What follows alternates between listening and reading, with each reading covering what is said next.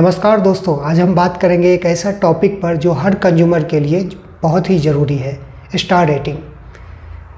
आज हम जानेंगे कि यह न केवल प्रोडक्ट के लिए बल्कि मार्केट में कंपटीशन के लिए भी बहुत ही ज़्यादा महत्वपूर्ण और इम्पोर्टेंट है। तो चलिए शुरू करते हैं। स्टार रेटिंग एक तरह का लेवल होता है जो हमें बताता है कि वो कोई भी प्रोडक्ट कितना ज़्यादा इफ़िशियंट है। मोर स्टार मोर इफ़िशियंसी, जितना ज़्यादा स्टार रहेगा वो प्रोडक्ट उतना ही ज़्यादा इफ़िशियंट होगा। जब हम एयर कंडीशनर खरीदने जाते हैं तो हमें दिख जाता है कि 1 स्टार से लेकर 5 स्टार तक का एयर कंडीशनर मार्केट में होता है। तो सीधा बता दूं कि स्टार लेबलिंग का जो महत्व है वो 2 तरह का है। एक तो है कि ज़्यादा स्टार लेबलिंग रहेगा, ज़्यादा स्टार का एयर कंडीशनर अगर हम खरीद पाएंगे तो उससे हमें ज़्यादा से ज़्यादा इलेक्ट्रिसिटी बचेगा और ज़्यादा से ज़्यादा इफ़िशियंसी मिलेगा।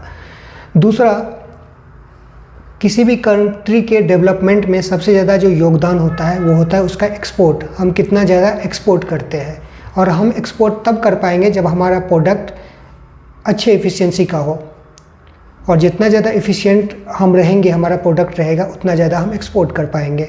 तो गवर्नमेंट इसको ध्यान में रखते हुए स्टार लेबलिंग सिस्टम बनाई है कि आप 1 स्टार से कम का कोई भी प्रोडक्ट, खास करके एयर कंडीशनर, आप सेल नहीं कर सकते। आपको इससे ज़्यादा एफिशिएंसी का ही प्रोडक्ट बनाना पड़ेगा। और गवर्नमेंट हर 2 साल पे इसके रेंज को चेंज करती है। जिस एफिशिएंसी में आज 3 स्टार मिलता है, आज से 3 साल या 4 साल पहले उसी एफिशिएंसी में 5 स्टार मिलता था। तो चलिए इस वीडियो का ब्रेकअप करते हैं और छोटे छोटे पॉइंट्स में हम जो भी इम्पोर्टेंट थिंग्स हैं जो स्टार रेटिंग के लिए नेसेसरी है या ज़रूरी है उसको हम जानते हैं। आज के वीडियो का जो पहला टर्म है वो है COP, कोफिशिएंट ऑफ परफॉर्मेंस। क्या होता है कोफिशिएंट ऑफ परफॉर्मेंस? हम कहेंगे आउटपुट डिवाइड बाय इनपुट। कोई भी डिवाइस है वो कितना इनपुट लेता है और वो इनपुट लेकर कितना आउटपुट हमें प्रोवाइड करता है, तो उसको हम कहेंगे कोफिशिएंट ऑफ परफॉर्मेंस या इफ़िशियंसी। एयर कंडीशनर में कोफिशिएंट ऑफ परफॉर्मेंस को हम EER के नाम से जानते हैं, energy efficiency ratio. Energy efficiency ratio एक तरह से कोफिशिएंट ऑफ परफॉर्मेंस को ही कहा जाता है, जिसमें हम आउटपुट को कूलिंग कैपेसिटी मानते हैं और इनपुट को पावर कंजप्शन मानते हैं। क्योंकि कोई भी एयर कंडीशनर हमें कूलिंग कैपेसिटी या हीटिंग कैपेसिटी देती है और एनर्जी कंजप्शन यानी कि पावर लेती है। तो कितना यूनिट पावर के बदले हमें कितना यूनिट कैपेसिटी मिल रहा है, इसका जो रेशियो होता है उसको कहेंगे एनर्जी इफ़िशियंसी रेशियो। एग्जाम्पल के लिए कोई एयर कंडीशनर 4500 वाट हमें कूलिंग कैपेसिटी दे रही है और बदले में 1500 वाट पावर कंजप्शन ले रही है, तो इसका जो इफ़िशियंसी होगा, जिसको हम ER बोलेंगे, वो होगा 4500 वाट बाय 1500 वाट, दैट इज 3, यानी कि ER की जो वैल्यू होगा वो होगा 3.0। तो इस तरह से हम एनर्जी इफ़िशियंसी रेशियो या फिर efficiency of any air conditioner को कैलकुलेट कर सकते हैं, और इसी के बेसिस पे हम स्टार रेटिंग डिसाइड करते हैं। लेकिन यह हुआ फिक्स स्पीड के लिए, जहाँ पे कंप्रेसर का स्पीड हमेशा बराबर हो। लेकिन सीजन हमेशा इक्वल नहीं होता है, और हर सीजन में AC का परफॉर्मेंस अलग अलग होता है। गर्मी में परफॉर्मेंस थोड़ा डाउन हो जाता है, थोड़ा सा गर्मी कम होता है तो AC का परफॉर्मेंस ज़्यादा अच्छा होता है। अगर एयर कंडीशनर को हम बहुत ज़्यादा समर सीजन यानी कि 45 डिग्री से ऊपर या 50 डिग्री के करीब अगर हम चलाएंगे तो उस टाइम में उसका एफिशिएंसी कम हो जाता है, क्योंकि उसको हीट को ट्रांसफ़र करने के लिए बहुत ज़्यादा एनर्जी की ज़रूरत पड़ती है, तो पावर कंजप्शन ज़्यादा हो जाता है, तो इससे उसका एफिशिएंसी कम हो जाती है। लेकिन अगर थोड़ा सा जब हीट कम हो, आउटडोर में 35 डिग्री सेल्सियस हो या उससे भी थोड़ा कम हो, तो उस कंडीशन में एयर कंडीशनर को हीट को ट्रांसफ़र करना थोड़ा इजी हो जाता है, जिसके कारण उसका एफिशिएंसी भी बढ़ जाती है। इसके अलावा जब हम इन्वर्टर की बात करते हैं तो इन्वर्टर अपना कंप्रेसर का स्पीड रिक्वायरमेंट के अकॉर्डिंग चेंज करता रहता है।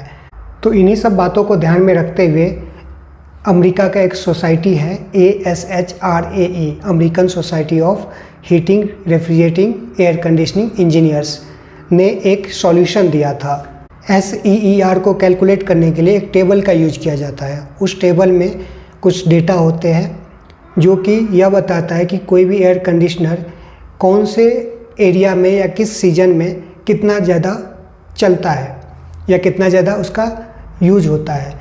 इस डेटा को कलेक्ट करने के लिए इंजीनियर्स अलग अलग सीजन्स में अलग अलग जगहों पे जाता है और वहाँ से ये डेटा कलेक्ट करके लाता है। एग्जाम्पल के लिए कोई भी एयर कंडीशनर 20 डिग्री सेल्सियस से लेकर 25 डिग्री सेल्सियस के बीच में कितना देर तक परफॉर्म करता है या कितना देर तक हम उसका यूज करते हैं।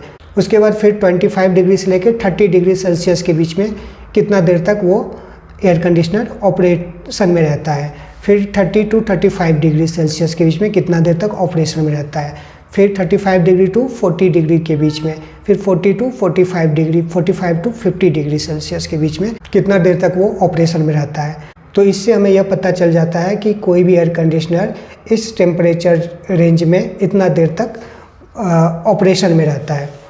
एग्जाम्पल के लिए 20 डिग्री से 25 डिग्री के बीच में एयर कंडीशनर 2 घंटा चलता है और 25 डिग्री से 30 डिग्री के बीच में वही एयर कंडीशनर 5 घंटा हम उसका यूज करते हैं। तो इस तरह से हम एक बीन आवर निकाल लेते हैं। बीन आवर मीन्स इस सारे कैटेगरी में एयर कंडीशनर कितना घंटे परफॉर्म करता है। इसके बाद 2 नया टर्म आता है CSTL, cooling seasonal total load, और दूसरा जो टर्म होता है वो होता है CSEC।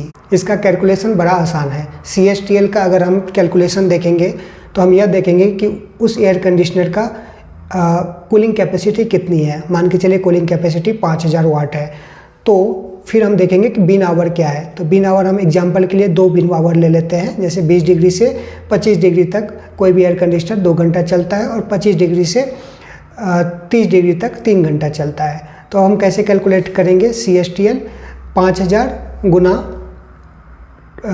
2 hours plus 5000 multiply 3 hours. तो इस तरह से जो टोटल होगा वो होगा किलोवाट आवर, ये इसका यूनिट है। ऐसे ही हम CSEC का भी कैलकुलेशन कर सकते हैं, पावर कंजप्शन मल्टीप्लाई बीन आवर।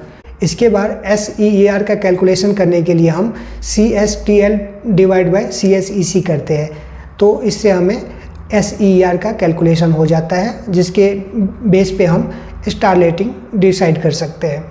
इसके बाद एक और टर्म आता है ISEER, Indian seasonal energy efficiency ratio. अब यह क्या होता है और यह SEER से कैसे डिफरेंट है? एक्चुअल में SEER का जो कैलकुलेशन है या फिर उसका जो डेटा है या फिर उसका जो टेबल है वो अमेरिकन सोसाइटी द्वारा डेवलप किया गया है और उसके अंदर जो डेटा है वो अमेरिका का है डेटा है, उसके शहरों का डेटा है, उसके सीजन्स के हिसाब से बनाया गया है। तो इंडिया का जो गवर्नमेंट बॉडी है BEE, bureau of energy efficiency, उन्होंने अपना खुद का सर्वे किया और इंडिया के शहरों के हिसाब से, जैसे पुणे का डेटा, मुंबई का डेटा, पटना का डेटा, दिल्ली का डेटा, कश्मीर का डेटा, इस तरह से उसने इंडिया के शहरों के हिसाब से और इंडिया के सीजन के हिसाब से उसने डेटा कलेक्ट करके अपना खुद का एक कैलकुलेशन बनाया और उस कैलकुलेशन को हम ISEER कैलकुलेशन कहते हैं, जो कि SEER से अलग नहीं है।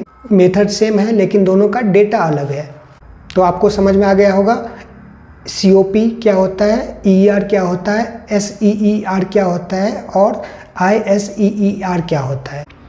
अब आपको स्टार लेवलिंग प्रोग्राम के बारे में जानने में आसानी होगी। इंडिया में 2006 में फर्स्ट टाइम स्टार लेवलिंग लाया गया था एयर कंडीशनिंग के लिए, लेकिन धीरे धीरे इसको अन्य प्रोडक्टों के साथ भी एप्लीकेबल बना दिया गया। आप देखते होंगे कि सीलिंग फैन में भी आजकल स्टार लेवलिंग आने लगा है।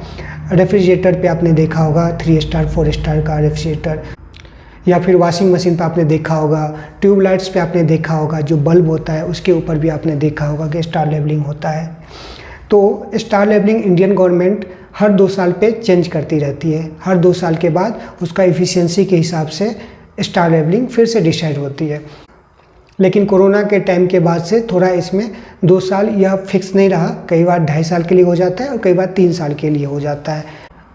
अभी का जो स्टार लेवलिंग है वो 1 जुलाई 2022 से लेकर 31 दिसंबर 2025 तक के लिए एप्लीकेबल है। क्योंकि हम अभी एयर कंडीशनर के ऊपर वीडियो बना रहे हैं तो हम इसी के रेफरेंस में बात करेंगे। एयर कंडीशनर में भी स्टार लेवलिंग 2 तरह से है, विंडो के लिए अलग है और स्प्लिट एयर कंडीशनर के लिए अलग है। विंडो के लिए अलग इसलिए है क्योंकि विंडो का जो एफिशिएंसी होता है वो स्प्लिट के कंपैरिजन में कम होता है।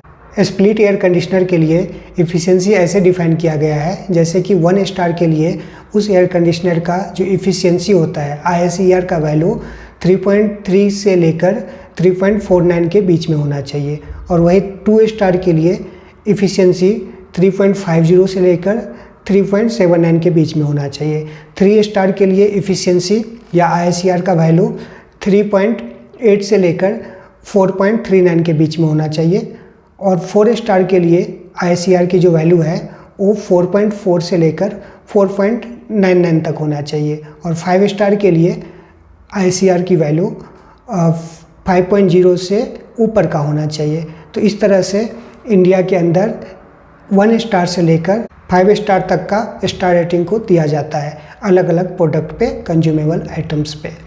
इंडिया के अंदर स्टार लेबलिंग प्रोग्राम को प्रमोट करने वाली संस्थान BE है जो गवर्नमेंट बॉडी है और उनका स्लोगन है मोर स्टार्स मोर इफ़िशियंसी, यानी कि आप जितना ज़्यादा स्टार लेबलिंग वाला प्रोडक्ट लोगे उतना ही ज़्यादा आपको इफ़िशियंसी मिलेगा और आपका पावर कंजप्शन कम होगा। अब आप पूछोगे कि जितने भी कंट्री है इंडिया के अलावा सब इसी प्रोसेस को फॉलो करती है, तो ऑलमोस्ट सिमिलर है सबका, लेकिन 100% यही नहीं है, सेम नहीं है, सिमिलर है। जैसे कि चाइना में भी 1 स्टार टू 5 स्टार तक होता है, लेकिन उसका जो इफ़िशियंसी होता है वो इंडिया के कंपैरिजन में कम होता है। इसके अलावा अगर जापान में देखेंगे तो जापान में स्टार लेबलिंग नहीं होता है, वहाँ पे SEER का कैलकुलेशन के बेस पे गवर्नमेंट अप्रूवल मिलती है। यूनाइटेड स्टेट में SEER का कैलकुलेशन होता है और वहाँ पे यह है कि मिनिमम SEER की जो वैल्यू है वो 13 होना चाहिए, तो 13 to 16 रहता है, जहाँ पे 16 मैक्सिमम होता है। इसके बाद अगर ऑस्ट्रेलिया की बात करूँ तो वहाँ पर 6 स्टार तक रहता है, 1 star, 2 star, 3 star, 4 star, 5 star and 6 star. 6 star means सबसे बेस्ट। इसके अलावा कोरिया की बात करूँ तो कोरिया में भी 1 स्टार टू 5 स्टार वाला ही सिस्टम है। तो ऑलमोस्ट सारे कंट्री के पास अपना एक बॉडी है, सिस्टम्स है, जो कि इंडिया का ही सिमिलर है लेकिन सेम नहीं है। तो मुझे उम्मीद है कि आपके मन में कोई कन्फ्यूज़न नहीं रहेगा कि कितना स्टार का एयर कंडीशनर हमें खरीदनी चाहिए। फिर भी आपको बता दूं, अगर आप कम यूज करते हैं तो 3 स्टार से आप काम चला सकते हैं, लेकिन अगर आप ज़्यादा यूज करते हैं एयर कंडीशनर का तो 5 स्टार वाला एयर कंडीशनर आपको लेनी चाहिए। उम्मीद है कि आपको यह वीडियो बहुत ही पसंद आया होगा। हम आपके लिए एयर कंडीशनर के ऊपर बहुत सारे वीडियो लेकर आते रहेंगे। Thank you.